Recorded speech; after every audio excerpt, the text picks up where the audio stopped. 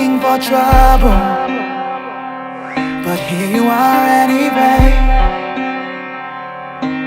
It's a welcome distraction, 'cause my mind could use a holiday. It's kinda crazy at times. Speaking about business, share more about your role in implementing the Music Modernization Act and what it is. Good question. So the Music Modernization Act has been something that's been in the works for years, but in general, it's been a fight to get songwriters and musicians and artists in general paid a lot better percentage for their work in general. And so a lot of artists, many of which are still alive, are able to now speak up. Smokey Robinson was one of the main voices to say, like, some of these laws that are in place are so old that they didn't anticipate someone like me living this long, and I'm not getting paid enough for these records. It's at every wedding, on every television show, on every radio station.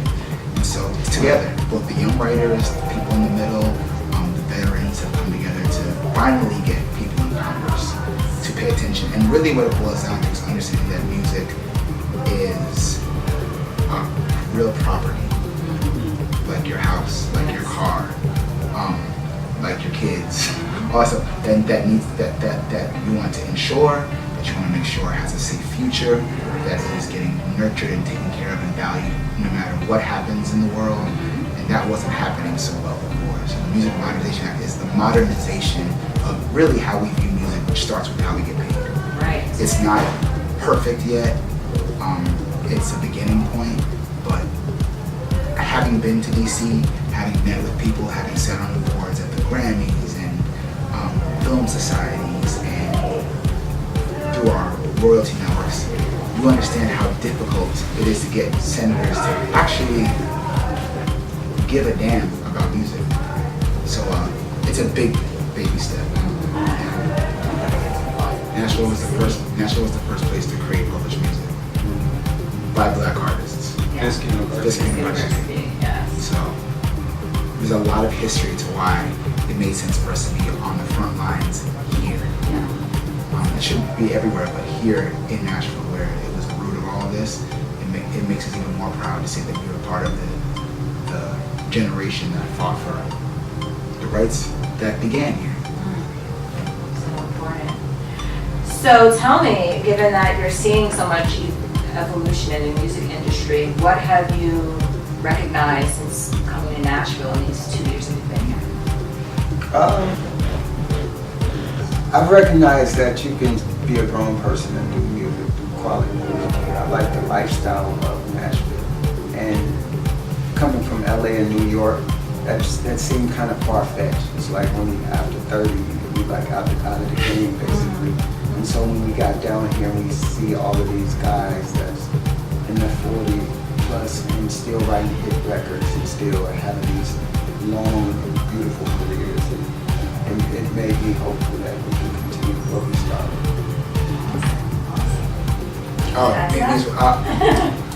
It's exciting to be a part of a community that's developing with more diversity. So I'm from New York, so like I always say, New York has been developed for so long. It's just been this big monster of a city. So I was born there, and things were just as they were, and we just kind of go along with the flow of how the city goes. Nashville is getting diverse day by day, both in music and both in the entertainment business and just in the city period. Just the way where people are living, schools, the restaurants, the highways. So it's exciting to be at the forefront of all that. And of course, because it's Music City, music is leading the way in diversifying a lot of these communities. And so just our very presence here, I think, alone is a big step forward. We've been coming here for years to write, and so I've watched the city change and adapt and grow and reject some folk and welcome some folk in and all that stuff. And so now to see where it's at and see how much people have opened their arms to us. And we call ourselves Weirdo Workshop for a reason. We're not your average bear. Right. So for people to be excited about us being here in Franklin and our music and stuff is a cool journey to be a part of, just to watch all this happen, trailblazing. That's so exciting. So exciting. So tell me a little bit about your inspiration of African American artists who inspire inspire you? Who inspires? Chuck Harmony. Well, right now, I just watched the Quincy Jones documentary, and he was my inspiration before, but now that's been multiplied times 100,000. He was able to get it all out. He was able to get all this music out, different genres, different styles, different eras, different decades, just the whole thing. And so that's definitely an inspiration of mine.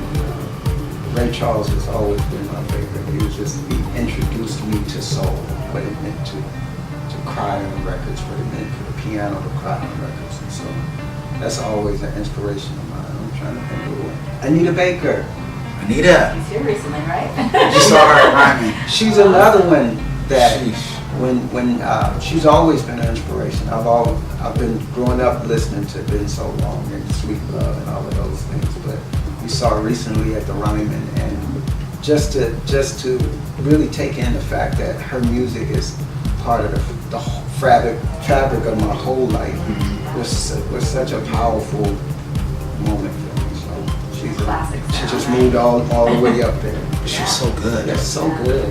To this day, she's Her songs just are classic. They just ageless, right? and it reminds you. It really takes you back to moments in your life.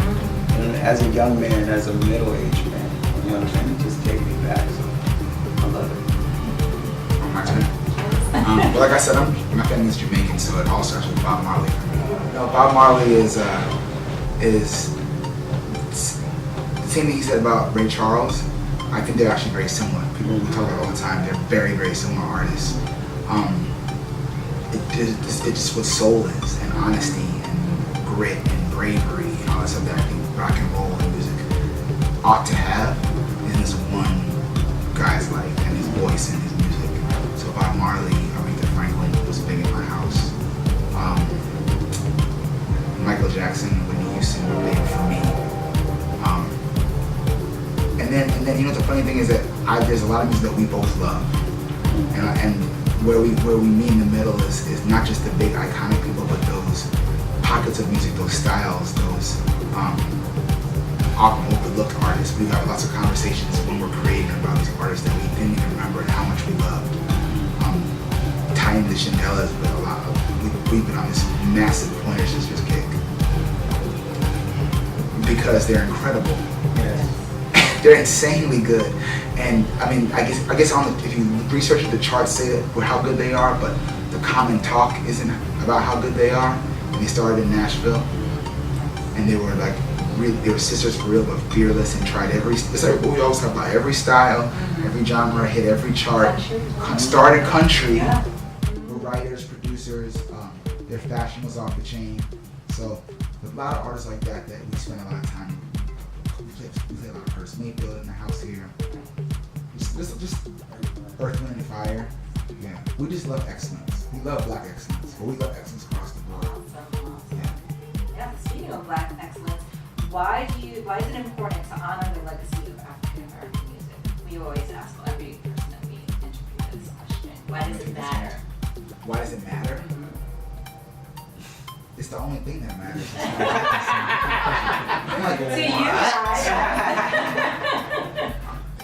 Why does honoring the legacy of black artists matter? God, that's a loaded question. That is a loaded question. All right, because I'm not get angry now. Let me tell you why it matters. Why would it not matter?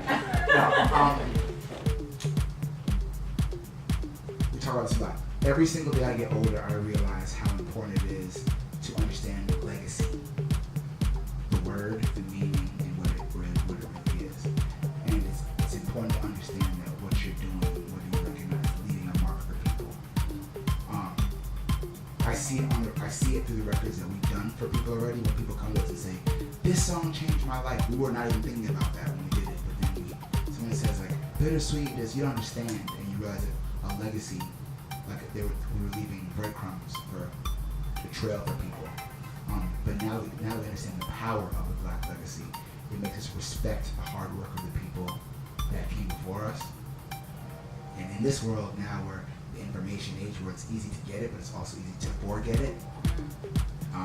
The first thing that unfortunately gets forgotten is black history, or left out. purposely omitted.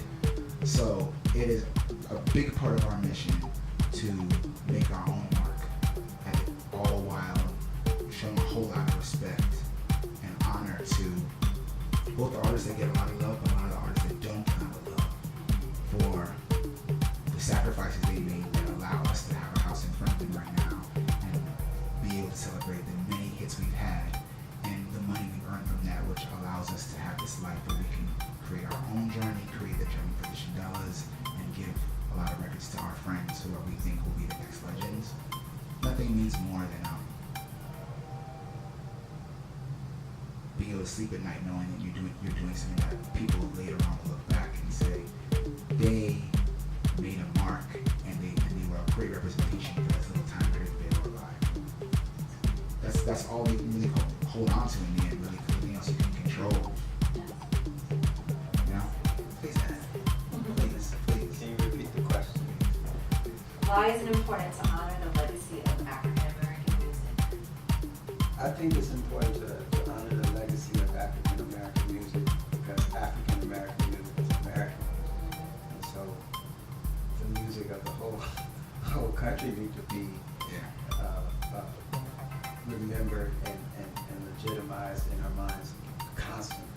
And so whatever genre you look in, whether it's country, whether it's rock and roll, whether it's R&B, whether it's jazz, whether it's hip hop, you see that, and not just the influence, we're at the genesis of it all. And so it's very important that not get left behind, especially in the information age, because that seems to be the information they need now. But we won't allow that. Awesome, guys. Well, tell us one more question. Where can we see you next? I'll tell you where you can I'll tell you where you can see us. I'll tell you that. Right. Louis York, just Chuck and myself, and the Shindellas will be there live, and I guarantee you, a Louis York and Shindella show is electric, eclectic, a lot of fun, and we leave a whole lot of love in the room. It's not just about coming to see people that sing better than you or have fancy clothes. That's part of what gets the attention, but we want people to remember why the human touch matters. We want people to remember why love needs to be included, why arts need to be included in our life. That's the purpose of our music and us even having performances. So we encourage people to come to our show, not because we want an ego trip, but because we want to connect and remind each other. I want to be reminded of why it's not so bad, and I want to help remind you why it's not so bad. So please come. It's going to be really good. Excited. Awesome. Yes. All right. Well, Thank you you. so much. And we love the museum. We love the In our museum. hearts Thank and you. souls We love and you. minds for being supportive literally every step of our journey since we moved here. Y'all found us. I don't think I'm going to say this on camera because you have to use this part, okay? When we moved here, your guys' luncheon was the very first event. I think the first event that we attended in Nashville. We had no idea that we assumed there were black folk here, we just didn't know where they were. Right? And we literally walked into a whole room of beautiful, bright, welcoming, sat at a table with Little Richard. And then like the second week we moved here and watched who they honored that year. Was it Big John? Jimmy Jim, Terry Lewis, and just didn't know there was a whole family here waiting for us. Deborah Lee from BET. Kathy Hughes. Kathy Hughes. And that was like our first, maybe it's the first month we were here. And so there's a special place in our heart for the museum because, you know, when you move to a new town, you're always nervous, but to walk into literally a family reunion, I had a table with Little Richard as a musician. You're like, I'm in the right choice, We're right? good. So so thank you very much for just being who you guys are and for fighting the good fight to again preserve our legacy. Yeah. Thank you guys. Thank you. I so enjoyed Of course, this. thank you. We're not clapping like that.